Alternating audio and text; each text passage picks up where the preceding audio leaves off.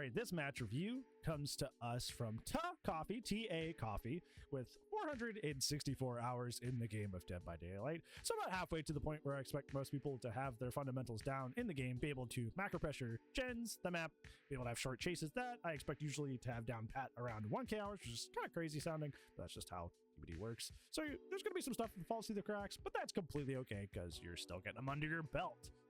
You are playing the Xenomorph. Excellent person to ask for that. I wrote the guide on the character, have a top stat in the character, all that wonderful stuff. They're also a very, very good character. They are high B. I wouldn't consider them low A. I think they, at best, you can put them between the two tiers, but like that's kind of where they like to sit. They have good macro pressure, good anti-chase pressure. You are on Temple of Purgation, though. Temple of Purgation isn't a bad map. I put it in B tier on the Xenomorph guide because I do have a full map tier listed in the Xenomorph guide. It's not bad. It's just kind of like there's a lot of resources here and a lot of like standard tiles, but there's also a lot of loops that you can shoot over and around, like these little tree filler loops. So as long as you're good with your macro pressure and your tail, you should be fine. Let's go ahead and take a look at your add-ons and your points. Okay, so taking a look at your add-ons and your points, you're running the right add-ons here. So you're running emergency helmet and self-destruct bolt. Emergency helmet lowering the stagger that you are under the effect of on the flame turrets, and self-destruct bolt speeding up your vault as you go through windows in crawler mode. Both of which very, very good add-on choices. Usually you run 2 or 3 add-on choices with Xenomorph, that being emergency helmet, self-destruct bolt, or Lambert star map. Any combination of these works. You could do star map bolt, you could do emergency helmet, star map. It doesn't really matter. Any of the 3 is the way to consistent success, so any variation of that works. You're using my full build here, which is my cozy build that I run on Xenomorph, that being nowhere to hide, bamboozle to synergize with your self-destruct bolt, and then pop eruption, which with your map mobility allows you to spread gen pressure pretty nicely. I will say that this is my happy build, my comfort build. If there's something I would switch out on a happy comfort build, it would be nowhere to hide, because technically you already have a lot of like base kit information as the Xeno, but it's just nice for finding rats, and it's my personal favorite killer perk, so I just like to run it. Oh, yeah. I like how you uncurled the tail. Yeah, that's -1 point. Imagine if there was a grading system to this. I feel like that'd be so stressful. I was like grading you. Like, you don't want to go back to school. Yeah, let's go ahead and roll the match.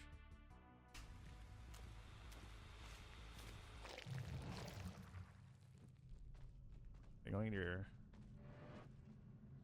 almost right away, which is great. You speed out somebody. When you spot these little like orange arrows on the side of your screen like this one, I would make it my mission immediately to just go to whatever control station is closest. This is actually a fairly common, not mistake, but kind of like inefficiency thing that I see on Xenomorphs, is that like when they get the little footstep notifications, they for some reason get very like hellbent on knowing exactly where the person is and checking that thoroughly before they come up. But realistically, all you need is just the little like, oh, okay, they're coming near that control station, and then you just pop up. Because keep in mind, the control stations will read, when you pop out of a control station, you will be able to still see the footsteps very briefly, up to 16 meters, and if they're within 12 meters, you will actually get killer instinct on them. So if you pop out vaguely near them, you will still be able to track them down. You don't have to know exactly where they are. That's the beauty of Xeno's base kit. So don't waste too much time hovering under somebody. Oop, there's the killer instinct.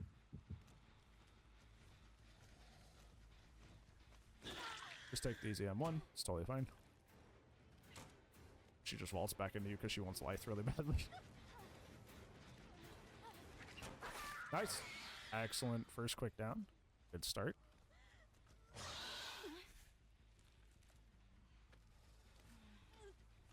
Yeah, you have a very, very good start here. At that early pressure. You can pop her up this, but do keep in mind this is probably not their furthest gen. So while it's a minor efficiency error, it's not like a huge one.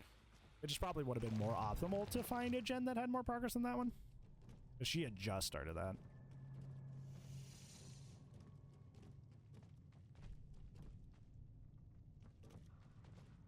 There, on that one.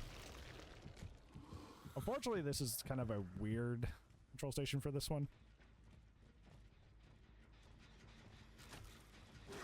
Oh, you almost got the grab. That's unfortunate. Usually I would say kick that there, but honestly, you're just going to get this chase probably so quickly that you can just come back with a pop eruption. Dude, you lose her for some reason. Dude, she was straight. I don't know why you lost her there. She was right in front of you. What was that? Yeah, she's right in front of you, and then you just like flick really hard to the left and just like lose her entirely. I don't know why. She was right in front of you. See, that's what I was talking about. It's like there was probably another gen that was fairly far along that you could have probably kicked more so. Just for sake. Oh, that's so unlucky.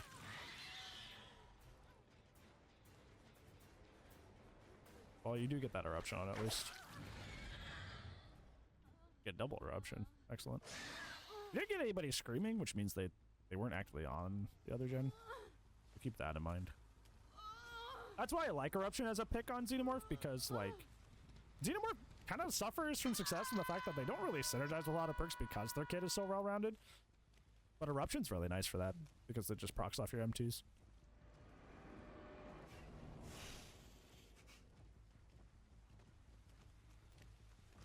Honestly, you should have used your tunnels to check this. I do this all the time too, where I'll just like wander around, but it's because I'm not like trying. I'm just like chilling. It's like an efficiency thing. Realistically, as a Xenomorph, you should be all... Oh, you were getting hit by the other one. Oh, that's devilish. I don't think they did that on purpose, but if they did, that'd be amazing. Because it was technically a double turret setup, the way they set it up. But it was like, yeah, if that was on purpose, that's kind of big brain. Well, I don't think it is. Hi, Baru. How's it going, friend? How are you? How's your Monday? I would definitely go check that gen again, because that was almost done. So I imagine they're probably going to try to greed getting it done. Good, good. Still regressing. Good news.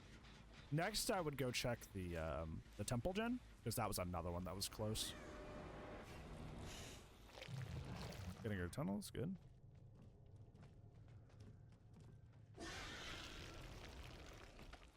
Yeah, it sounds like either that is still regressing or they have stopped it from regressing. Because it's fairly low. It is still regressing. That's good for you. That's very, very good for you. Yeah, that's not open until the gen's done. I miss when they did. I miss when they had, like, the maps actually change based on gens getting done. Oh, I thought that was a cool thing.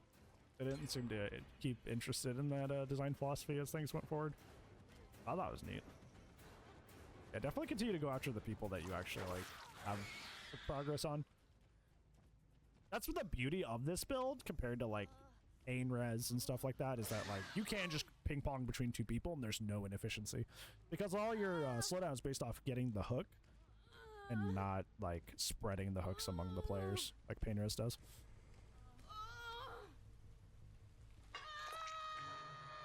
Okay, I would check Shaq. Okay, well, they just missed a skill check on Shaq, so. I'm wondering why you're not, like, pre-shutting down the window. Like, just vault through the window and shut it down before the chase starts. You have BAM. I wouldn't worry too much about finding this person. If they're trying to be sneaky, they're just trying to waste your time in match time is gen time. You see somebody come up right here. I'm about to say, if she's just gonna unhook you in your face, then... I mean, you can do this. Technically, that's an error on Meg's part to farm Ada in front of you. It is a nice thing for you to do, and it'll be like, okay, well, that's not your fault, so I'll go after the unhooker, which is fine, but like, you gotta realize that that's a decision that you're gonna have to like play really efficiently to make up with. You should have M1 that. You recover quicker from M1ing turrets than you do entering them with the movement speed penalty.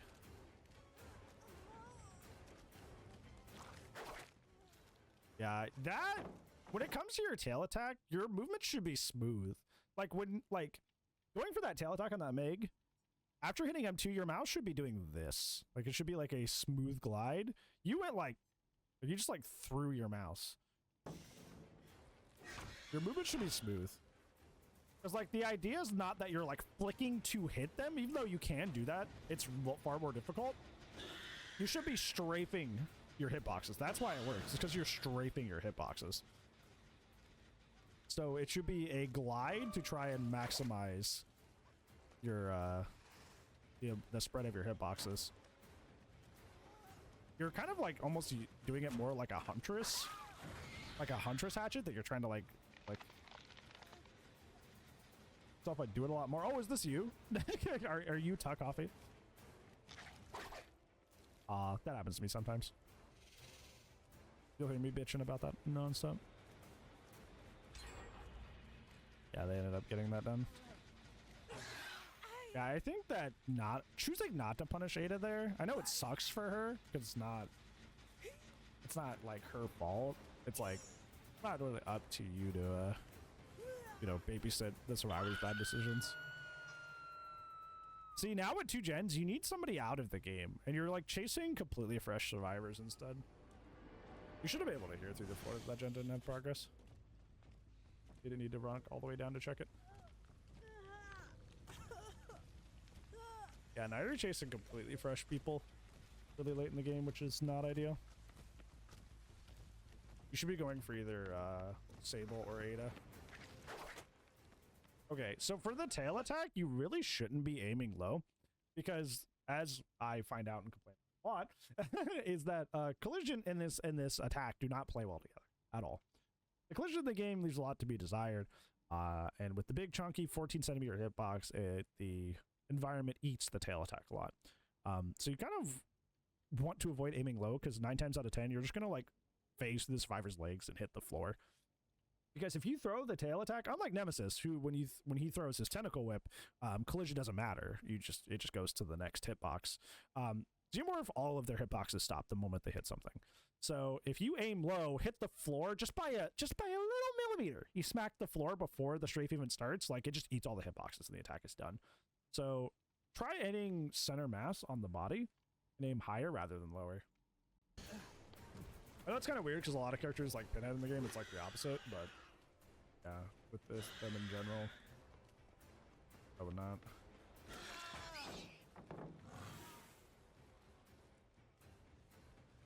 Yeah, realistically, you had this match down pat. And you probably, if you course correct here, he was right there. He was just quarter attacking. I noticed also your mouse movement's just like, in general, even with M1, it's like really erratic. I think that like I play on 6 DPI, so I'm not one to judge, but it feels like high DPI is just like almost like hurting you more than it's helping you. Like your movement's really erratic. Get Ada here. I feel like there's one big mistake that I see that like actually caused like a match to get this close. It's the fact that you stopped chasing people you had hooks on already. Because I imagine if you stick, like if you go from Ada, downing Ada here, going for Sable, this match is just going to fall back in place. But essentially you took like a break, like a detour of doing the right thing and just did something different. Make sure you look around. Make sure she's not just hanging out there. Yeah. See, that's where you actually do want a tail attack. It's like if you don't know where the turret is right away, a tail attack is just like a simple and easy way to like smack a turret out of the way. Whereas if you know where a turret is automatically or like right away, you can just like lunge. Once again, you're choosing to chase somebody who you don't even have a hook state on with 1 gen. You never found who was on that gen. Like, you should be going for people you already have hook states on.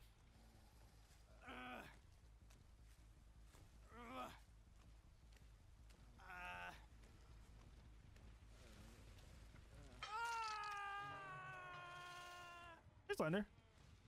How's it going, homie? How are you? How's your Beyonde?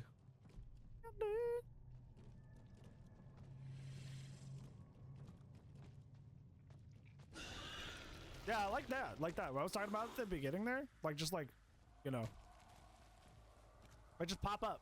You know, you will find them. I think she went up on the rock. Like, that's where she went. Yeah, I think she went up on the rock. Do you think she's still hiding back here? Yeah, please make sure you kick that. Kind of risky to just walk by the turret like that. Here she comes. I think she was up on the rock. You're gonna get burned out of your power doing that.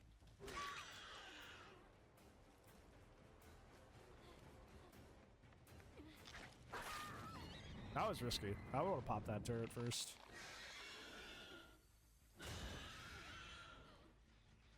Is this match for you? Yeah. No, I'm just playing with one hand. Oh, as I do. Somebody was right there. I'm playing with my mind. See, like, if you had done what you just did there, like, at 2 gens, this match wouldn't have even been close. The decision to just, like, randomly start focusing on Quentin and Meg, even though you had 2 people death hook, was where you're, like, where this match was really close. Hey, you found the person on the wall. He didn't seem to react to it, but he was right there. See? There he was. Please. Okay. I've only ever found this person once, despite all the time that I play Xeno. Kind of wild. See? Look, they're right there. How many guys didn't even know this was a thing? This little Easter egg. I bet you found the Overmorph eggs that are, like, already opened. That's a pretty... That one's pretty easy to find. But the person on the wall is hard to find. That's pretty neat. It's pretty cool.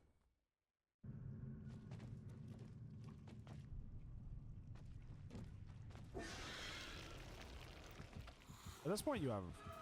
It's clear which gen they want. So you can kind of just, like... Yeah, I would... It feels like you don't have... I don't know if you just recently turned up your DPI and you're not used to it yet.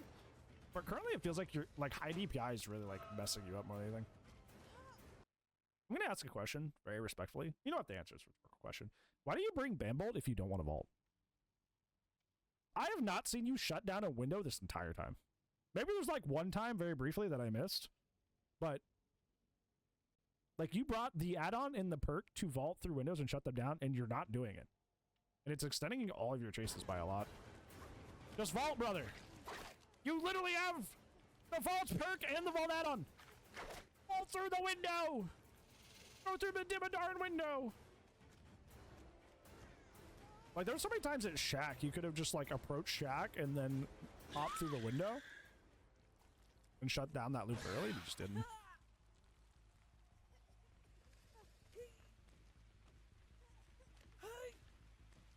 You didn't really check your hooks before walking. There's probably one in that tile behind you. You just walked the other way without checking. Yeah, you're probably gonna drop her. Yeah.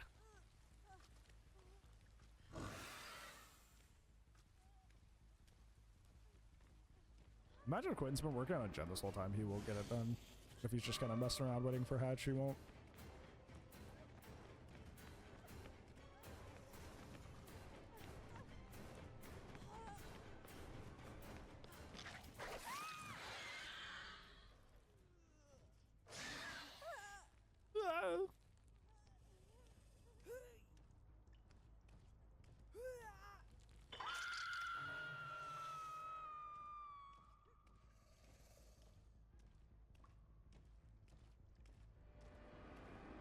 Record is now removed. Wait, it did have offerings in it?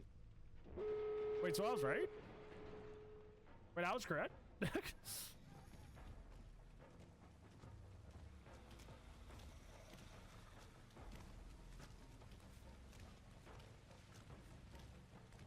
At this point, I would just camp your hook. I wouldn't agree trying to get him. He was doing the right thing. Good job, Quentin.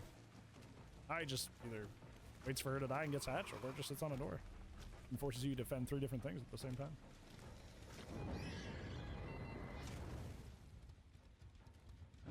See, that's why I just want to camp, because now he just gets that hook. Because if he sneaks by you, then, like, yeah, now you're in a bad situation.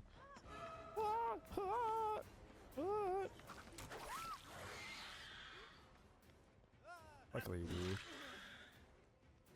come back and be able to catch both. That was risky, though. The Xeno record? I believe so. I'm waiting for clarification.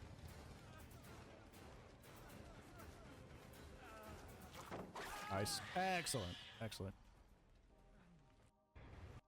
Let's see. Meg was brand new. Oh, she had one perk AE yellow. Oh, that's pain. That's pain. That sucks for her. Damn. All right, so in terms of your main takeaways, the biggest one and the number one reason that this game was really, really close and you almost lost is because you were doing the right thing by just ping-ponging back and forth between Sable and Ada, and you were on the fast track to win this match. And then for some reason at 2 gens, you just kind of stopped doing that for some reason. You don't have like Grip Embrace, you don't have Pain Res, you don't have anything like that. So they're really, or No Way Out, another good example. There's like no incentive for you to suddenly just start like, okay, well, I need to get my other 2 hooks. Like none of your perks synergize with 4 hooking. So the fact that at 2 gens, you just started chasing survivors that had no hook states is where your efficiency suddenly just like took a nap. And I do mean take a nap because you woke back up and went, okay, Ada, gone. Sable, gone. And you notice when you did that, the game fell back into place. But for some reason at 2 gens, you just kind of like took a break from doing the right thing. And I'm not sure why. So keep in mind. You usually need somebody sacrificed by 2 gens. If that's not the case, you got to make it happen. And in that case, you had 2 options. You had half the team you could have picked. So keep that in mind. Keep that in mind in the future. That by 2 gens, if you don't have somebody sacrificed, you are behind. So you need to get out from being behind. Are Chaos Shuffle matches allowed? Yes, but please specify that they're Chaos Shuffle matches. That way it can be like, oh, okay, well, we're just skipping the build question. Because I always analyze the perks that you bring, but obviously if the perks are not your fault, then okay, well, I can't analyze them because they were just handed to you. Second main takeaway is, why did you bring Self-Destruct Bolt and Bamboozle if you didn't want to vault windows? There was plenty of situations in this match that if you would just like vaulted through the window, you could have shut down the chase far quicker, and you just didn't. It was almost like you weren't aware that you had 2 things on your build tied to vaulting.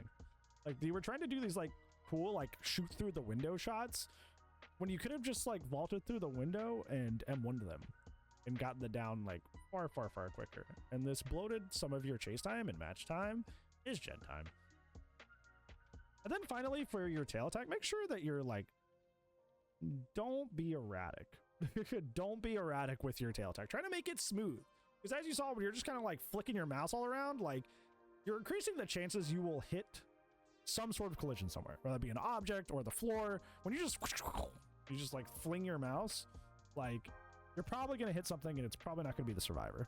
Or if you just make a smooth strafe, you cover a lot of area with your hitboxes and potentially don't hit things. Yeah, if only there was some sort of shirt that we made. I think it's a sticker too.